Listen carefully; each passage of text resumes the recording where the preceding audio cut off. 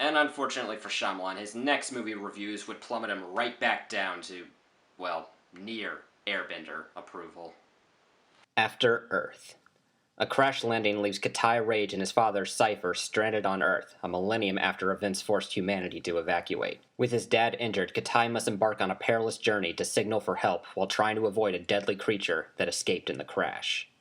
One thing a lot of people pointed out is that there was very little mention of Shyamalan as the director in most of the advertising for this movie, possibly to not discourage moviegoers from attending. Not a good sign for your career, buddy. This was a very different film for Shyamalan. All of his major films before this were deep in the suspense genre and often involved everyday people with their everyday lives suddenly having to deal with these supernatural elements. But this was a fantasy adventure on an epic scale. So, was it as bad as his last attempt at a fantasy adventure on an epic scale? Well, no, but it was sure treated like it. This ended up being one of the most lambasted films of the year, and it became very clear that if Devil had done anything right, it was quickly forgotten, as this got a reputation for being one of the year's biggest financial bombs. Which is actually a common misconception. Shyamalan has never actually had a major box office loss before. He has had films that underperformed to expectations, but he's only ever had one film that didn't outgross its budget, and it's not even one of the ones you think about. It was Wide Awake. Although, unlike most cases, it's not that telling to the movie's quality or anything. When you don't outgross $1 million, you can pretty much guarantee that audiences didn't even know about the film. That's all marketing. The closest he's come to bombing since then was Lady in the Water, which just barely made back its budget. And then there's the whole thing about domestic intake versus worldwide intake, and that's a whole nother ballpark. Anyway, After Earth. Frankly, I don't get the hate. At least, not to this degree. How can you call this the worst movie of 2013 when that year also brought us the intended comedy Movie 43?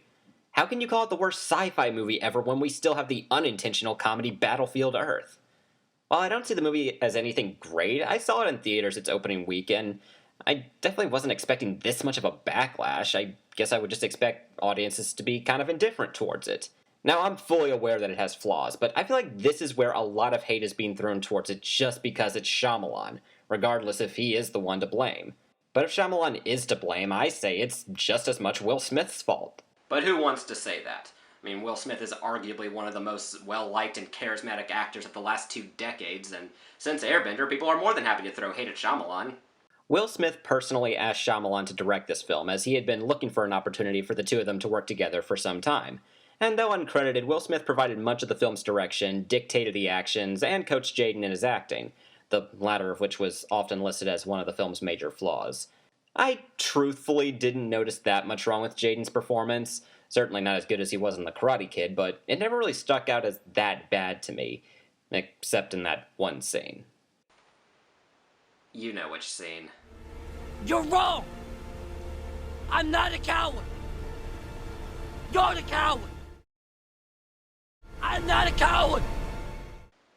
Going through puberty and having your changes blasted all over the world.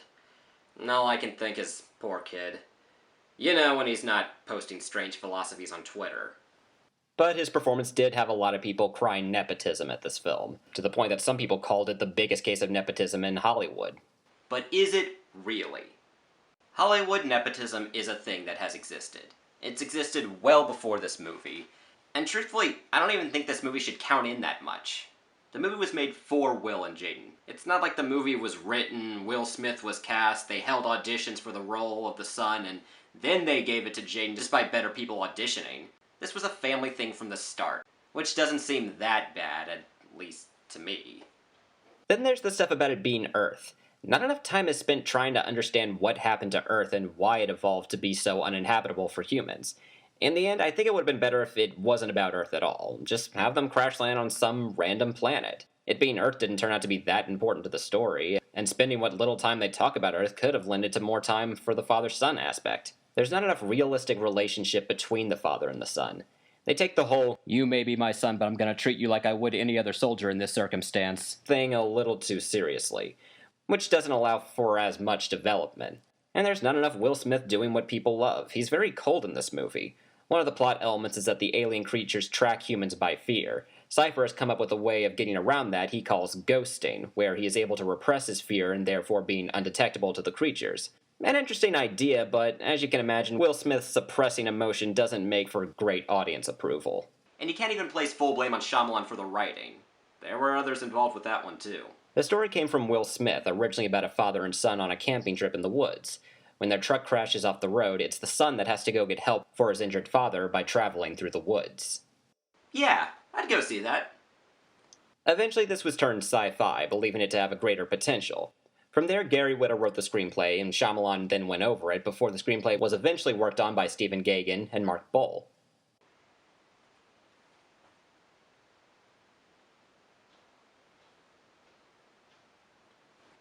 Okay, now I'm confused. Why did this have any flaws at all?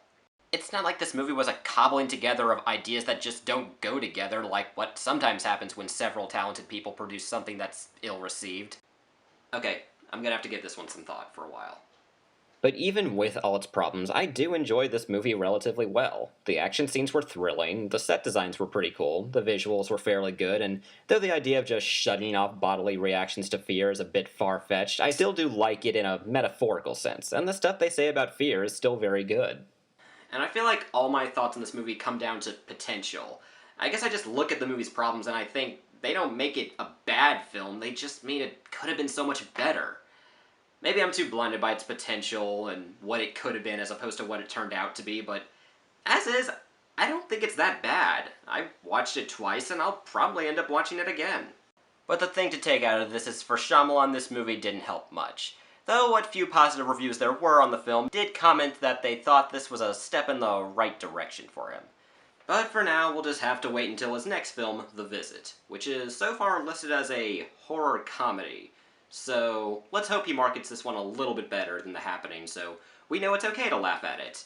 Aside from that, he's also got Labor of Love with Bruce Willis, and considering that Bruce Willis was in two of his best films, maybe we can hold out hope that this is a return to the good old days.